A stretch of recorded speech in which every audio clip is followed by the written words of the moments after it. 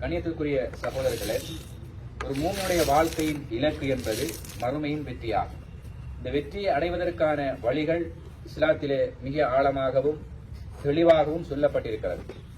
அல்லாஹ் அல் குர்ஆனிலே வஅம்மா மன் காஃப மகாம ரப்பிஹி வனஹ நஃப்ஸ அனில் ஹவா ஃபஇன்னல் ஜன்னத ஹியல் மஅவா என்று சொல்லுகிறான். யாரொருவர் நாளை மறுமையில் இறைவனுக்கு முன்னால் நிற்க வேண்டும் என்ற விடயத்தை அவர் நினைத்து பயந்து வனஹ நஃப்ஸ அனில் ஹவா தன்னுடைய உள்ளத்தை மன இச்சைகளின்படி வாழ்வதை விட்டும் தடுத்து நல்ல அடிப்படையில் அவர் வாழ்வாராக இருந்தால் ஃபஇன்னல் ஜன்னத ஹியல் மஅவா அவருடைய புகலிடம், அவர் தங்குமிடம், அது சொர்க்கம் என்று அல்லாஹ் குர்ஆனிலே சொல்கிறான். ஒரு மனிதனுடைய சொர்க்க வாழ்க்கையினுடைய அந்த அடைவை பெறுவதற்குரிய 2 வழிகள் இந்த வசனத்திலே சொல்லப்பட்டிருக்கிறது. ஒன்று, அல்லாஹ்வுக்கு முன்னால் நாம் நிற்க வேண்டும் என்ற ஒரு அச்சம் நமக்கு ஏற்பட வேண்டும். நாளை மறுமையில் இந்த உலகம் அழிக்கப்பட்டு மஹ்ஷர் என்ற அந்த பெரும்பலியில் இறைவனுடைய விசாரணை இருக்கிறது. ஒவ்வொருவரும் இறைவனுக்கு முன்னால் நிற்க வேண்டும், அல்லாஹ் என் வாழ்க்கை குறித்த ஒரு கேள்வியை கேட்க இருக்கிறான் என்ற இந்த அச்ச உணர்வுகள் யாருக்கு உலகத்தில் ஏற்படுமோ அவர் தன்னை இறை வழிபாட்டிலும் இறைவனுக்கு பொருத்தமான முறைகளிலும் தன்னுடைய அனைத்து காரியங்களையும் அவர் செய்வதற்கு முற்படுவார். அதனால் தான் குர்ஆன் இந்த வசனத்திலே அல்லாஹ்வுக்கு முன்னால் நிற்பதை யார் அச்சப்படுகிறாரோ என்று அல்லாஹ் சொல்லித் தருகின்றான். அதே போன்று ஒரு மனிதன் பாவங்களிலே போவதற்கு காரணம் அவனுடைய மனம்தான். மனத்தை தன்னுடைய கட்டுப்பாட்டுக்குள் வைத்துக் கொண்டு பாவங்கள் செய்வதற்கான வாசல்கள் திறக்கப்பட்ட நேரத்தில், அவ்வாறான சந்தர்ப்பங்களில் நாம் அள்ளுண்டு செல்லுகின்ற நேரத்தில் அல்லாஹ் என்னை பார்க்கிறான், அல்லாஹ் என்னுடைய காரியம் தொடர்பாக நாளையில் மறுமையில் எல்லோருக்கும் முன்னால் என்னை விசாரிப்பான் என்ற இந்த அச்ச உணர்வுகள் எல்லாம் அந்த பாவங்களில் நாங்கள் ஈடுபடுவதை விட்டு எங்களை காக்கிறது. எனவே இந்த விடயம் ஒரு மூமினுடைய வாழ்க்கையில் உலகத்திலே தாக்கம் செலுத்துமாக இருந்தால் அவன் நல்ல வாழ்க்கை ஒன்றை தேடி வாழ்வதற்கு முற்படுவான். எனவே அந்த நல்ல வாழ்க்கை தான் அவனை சுவனத்துக்கு எடுத்து செல்லும் என்பதை இந்த வசனம் நமக்கு சொல்லுகிறது. இன்னொரு வசனத்தில் அல்லாஹ் சொல்லுகிறான், மன் கத் அஃப்லஹ மன் தஸக்கா வ ذكر اسم ربه فصلى. யாருக்கு வெற்றி என்றால் தன்னுடைய ஆத்மாவை பரிசுத்தப்படுத்தி தீமையின் பக்கம் ஆத்மாவை செலுத்தி விடாமல் அல்லாஹ்வை எல்லா நிலைகளிலும் திக்ர் செய்து ஃபஸல்லா தொழுகையை கடைபிடித்தால் அவருக்கு வெற்றி என்று அல்லாஹ் இந்த வசனத்திலே சொல்லுகிறான். அப்ப உண்மையில் உள தூய்மையை நாம் ஆழமாக நமது உள்ளத்திலே ஏற்படுத்த வேண்டும். பாவங்களில் நாம் ஈடுபடக்கூடிய அந்த தூண்டுதல் நமது உள்ளத்திலே வருகின்ற போது எங்களை நாங்கள் சுதாகரித்துக் கொண்டு ஈமானை நாம் அடிக்கடி நினைவூட்டிக் கொள்ள வேண்டும்.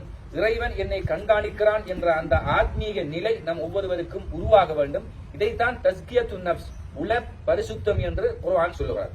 அதே போன்று இறைவனை அடிக்கடி நினைவுபடுத்துகின்ற ஒரு மூமினாக எப்பொழுதும் ஒரு இறை விசுவாசி இருக்க வேண்டும்.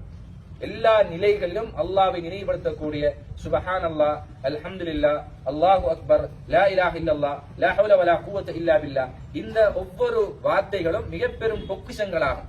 இதை எங்களுடைய நாவுகள் முடிந்து கொண்டிருக்கும் காலமெல்லாம் எங்களுடைய நாவுகள் இறை திக்ரின் மூலமாக பசுமையாகவே இருந்து கொண்டிருக்கும்.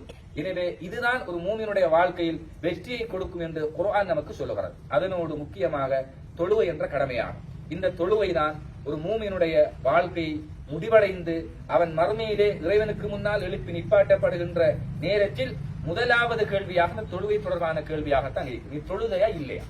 இந்த கேள்விக்கு பதில் சொன்னால் நான் தொழுதேன் என்று உண்மைக்குண்மையாக தன்னுடைய மரணம் வரைக்கும் தொழக்கூடியவன் இந்த பதிலை சொல்லிவிடுவான்.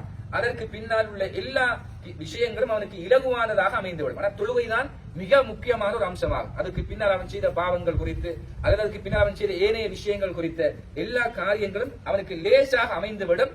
தொழுகை என்பதுதான் மிக முக்கியமானது. அதுல ஒருவர் பாஸ் ஆகிவிட்டால் அதுக்கு பின்னால் எல்லா இன்டர்வியூலும் அவர் என்ன செய்யலாம், பாஸ் ஆகி விடலாம் என்று அல்லாஹ்வுடைய தூதர் சொன்னார்கள்.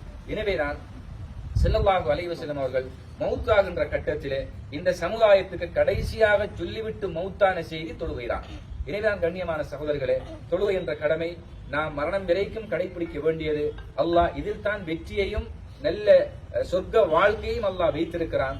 அல்லாஹ் நாம் சொர்க்கம் செல்வதற்கான வழி இதில் தான் இருக்கின்றது என்பதை மிக தெளிவாக சொல்லியிருக்கிறான். எனவே அந்த அடிப்படையில் நமது வாழ்க்கையில் தொழுகை என்ற கடமை கடைசி வரைக்கும் நிலைநாட்டப்பட வேண்டிய கடமையாகும். வெறுமனே ஒரு வெள்ளிக்கிழமை மாத்திரம் தொழுதாலோ அல்லது ஜனாசா தொழுகையில் மாத்திரம் கலந்து கொண்டோ அதாவது வளமையாக தொழக்கூடியவர் இல்லாமல் வெறுமனே ஜனாசாவில் மாத்திரம் ஒருவர் கலந்து கொண்டு அந்த ஜனாசாவுக்கு செய்கின்ற பிரார்த்தனைகள் பெறுமதி இல்லாத பிரார்த்தனைகளாகும். ஒரு நல்ல ஈமான் உள்ள, அல்லாஹ்வோடு எப்பொழுதும் தொடர்புள்ள, பள்ளிவாசலோடு தொடர்புள்ள ஒரு மனிதனுடைய பிரார்த்தனைகளுக்கு தான் அல்லாஹ்விடத்திலே வலிமை இருக்கிறது. அது அல்லாமல் செய்யக்கூடிய பிரார்த்தனைகள் எல்லாம் வெறும் பதர்களாக அது மாறிவிடும் என்பதை நாங்கள் மிக ஆழமாக நினைத்துக் கொள்ள வேண்டும். அந்த அடிப்படையில் இந்த சகோதரி சில காலங்கள் அல்லாஹ் கொடுத்த ஆயுளை முடித்துவிட்டு தற்பொழுது அவர் மறுமையினுடைய முதலாவது தளத்தை அடைந்திருக்கின்றார்.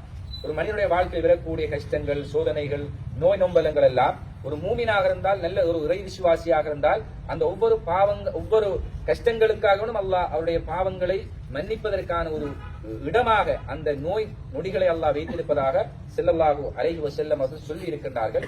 அந்த வகையில் இந்த சகோதரி சில காலம் கஷ்டமான சூழ்நிலையில் நோயோடு இருந்து மரணத்தை தழுவி இருக்கின்றார். அல்லாஹ் அவருடைய கஷ்டங்கள் அனைத்தையும் நிவர்த்தி செய்து அவர் உலகத்தில் வாழுகின்ற போது பட்ட துன்பங்களுக்காக அவருடைய நன்மைகளையும் உயர்ந்த தரஜாக்களையும் அல்லாஹ் அவருக்கு வழங்க வேண்டும். அதே போன்று அவருடைய உறவுகள், சொந்த பந்தங்கள் அனைவரும் இந்த பிரிவின் மூலமாக மிக பெரும் கவலையோடு இருப்பார்கள். அவருடைய கவலைகளை அல்லாஹ் ஒரு சிறந்த இடமாக அவருடைய உள்ளத்தை அல்லாஹ் ஆக்க வேண்டும். இவருக்காக பிரார்த்தனை செய்யக்கூடிய சூழ்நிலைகளை அல்லாஹ் அவர்களுக்கு வழங்க வேண்டும்.